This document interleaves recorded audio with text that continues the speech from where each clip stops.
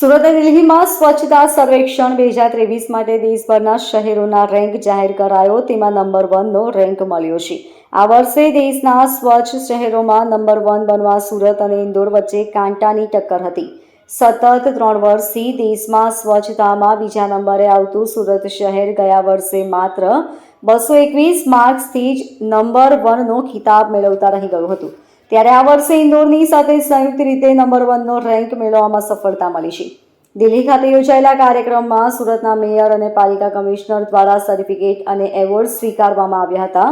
સુરતનો નંબર 1 આવતા ગર્વ વ્યક્ત કરતા મેયર દક્ષેશ માવાણીએ કહ્યું કે આ રેન્ક માટે ઘણા સમયથી પ્રયત્નો કરવામાં આવતા હતા, જેમાં પાલિકાના નાનામાં નાના કર્મચારીથી લઈ તમામ નાગરિકોનો સહયોગ મળ્યો છે, જેથી આ રેન્કના આપણે હકદાર બન્યા છીએ. જેથી હું આ રેન્ક તમામ સુરતીઓને આપું છું. સમગ્ર કાર્યક્રમનું લાઈવ પ્રસારણ કરવામાં આવ્યું હતું. ત્યારબાદ કર્મચારીઓ અને પદાધિકારીઓએ એકમેકને શુભેચ્છા પાઠવી હતી. સાથે જ સફાઈ કામદારો અને NGO પણ આ કાર્યક્રમમાં જોડાયા હતા. તમામ લોકોએ સુરતને છેલ્લા 3 વર્ષથી જે પીછેહટ મળતી હતી તેમાં અગાઉથી કરેલી તૈયારીઓ અને આ જ રીતે નંબર 1 મેળવવા રહેવા તથા નંબરને યથાવત રાખવા માટેની તૈયારી પણ દર્શાવી હતી. સુરતના 4 લેન રોડની મશીનથી 2 વાર સફાઈ થાય છે. સ્વિમિંગ મશીનથી દિવસમાં 2 વખત 4 લેન રોડની સફાઈ કરવામાં આવી રહી છે. આ ઉપરાંત ટેક્સટાઇલ, ડાયમંડ માર્કેટ સહિતના કોમર્શિયલ એરિયામાં સ્વીપિંગ કામગીરી પર ભાર મુકાયો છે. નમસ્કાર મિત્રો, આજે સુરત શહેર અને ગુજરાત માટે ખૂબ આનંદનો અને ઐતિહાસિક દિવસ છે. ગુજરાતમાં આદરણીય પ્રધાનમંત્રી શ્રી નરેન્દ્ર મોદી સાહેબે મુખ્યમંત્રી હતા ત્યારથી સ્વચ્છતાનો ખૂબ આગ્રહ કરતા હતા. આદરણીય મોદી સાહેબ પ્રધાનમંત્રી બન્યા પછી પણ આખા દેશમાં સફાઈ માટેની જાગૃતિ લાવવા માટે પોતે પણ હાથમાં ઝાડુ પકડીને નીકળી પડ્યા હતા અને એના કારણે આખા દેશમાં ખૂબ જાગૃતિ આવી હતી. સુરત પણ મોદી સાહેબના શબ્દોમાંથી પ્રેરણા લઈને સતત સફાઈની ઝુંબેશ આદરી હતી.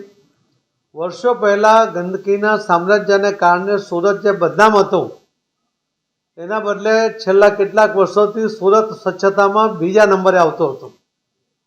ખૂબ અફસોસ પણ થતો હતો.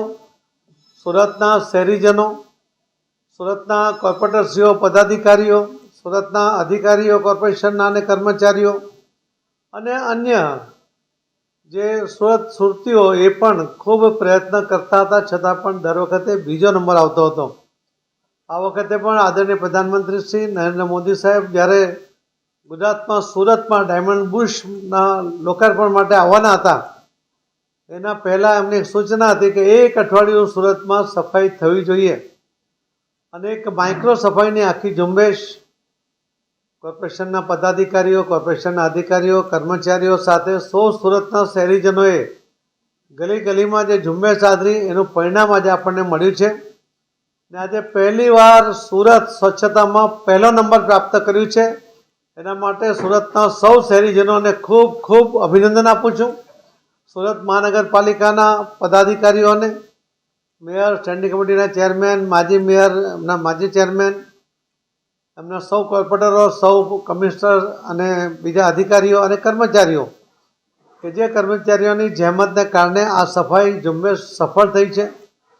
સુરતના શહેરીજનોની મદદ અને એમનામાં આવેલી જાગૃતિને કારણે જે એમણે સપોર્ટ કર્યો છે, આ સપોર્ટને કારણે આજે સુરત આ પહેલા નંબરે આવ્યું છે. આપણા માટે ગર્વની વાત છે, આનંદની વાત છે અને ઐતિહાસિક દિવસ એ આપણા માટે છે. અને ગુજરાતનું આ એકમાત્ર શહેર જે 7 સ્ટાર સાથે પહેલા નંબરે આવ્યું છે. તો આ નંબર જાળવવો, આ સ્વચ્છતા જાળવવી, એના માટે જાગૃત રહેવું અને બાકીના લોકોને પણ જાગૃત કરવા એવી પણ મારી સૌ સુરતીજનોને ખૂબ ખૂબ આગ્રહપૂર્વક વિનંતી પણ છે. અને ગુજરાતના સૌ લોકોને પણ આ સુરતના ઐતિહાસિક આજે જે એને પહેલો નંબર મળ્યો છે એના માટે આપ સૌ પણ પોતપોતાના શહેરોમાં, પોતાના ગામમાં આ રીતે સ્વચ્છતાનો આગ્રહ આદરણીય પ્રધાનમંત્રી મોદી સાહેબના જણાવ્યા મુજબ કરશો એવી વિનંતી પણ છે. આપ સૌને, સૌ ઇલેક્ટ્રોનિક મીડિયા અને પ્રિન્ટ મીડિયા એમણે પણ જે સાથ સહકાર રહ્યો, એમણે પણ જે રીતે જાગૃતિ ફેલાવવામાં મદદ કરી, સ્કૂલના વિદ્યાર્થીઓએ પણ જે મદદ કરી, એ બધાનો સૌનો ખૂબ ખૂબ આભાર માનું છું. ધન્યવાદ. નમસ્કાર સુરતીઓના યોગદાન અને સહયોગથી સુરત શહેર સુરતીઓના દિલમાં સતત ધબકતું રહે છે અને આજે આખા દેશમાં ભારત દેશમાં સુરત સ્વચ્છતામાં નંબર 1 રેન્ક પ્રાપ્ત કર્યો છે. આદરણીય રાષ્ટ્રપતિના હાથે આ એવોર્ડ સુરત મહાનગરપાલિકાએ પ્રાપ્ત કર્યો છે.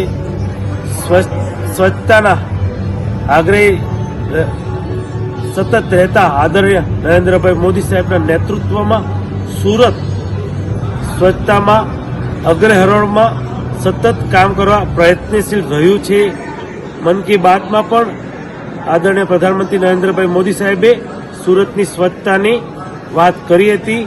તે બદલ હું આદરણીય પ્રધાનમંત્રીશ્રીનો આભાર વ્યક્ત કરું છું. તમામ સુરતીઓ વતી ગુજરાતના મુખ્યમંત્રી ભૂપેન્દ્રભાઈ પટેલ સાહેબ અને ગુજરાત પ્રદેશના યશસ્વી અધ્યક્ષ સી.આર. પાટીલ સાહેબના બહુમૂલ્ય માર્ગદર્શન હેઠળ સુરત શહેરના તમામ વોર્ડમાં કોર્પોરેટરે સેનેટરી વોર્ડ વાઇઝ જવાબદારી લીધી હતી અને સુરતની જનતાએ તેમાં ખૂબ જ સાથ આપી અને જન આંદોલન બનાવ્યું હતું.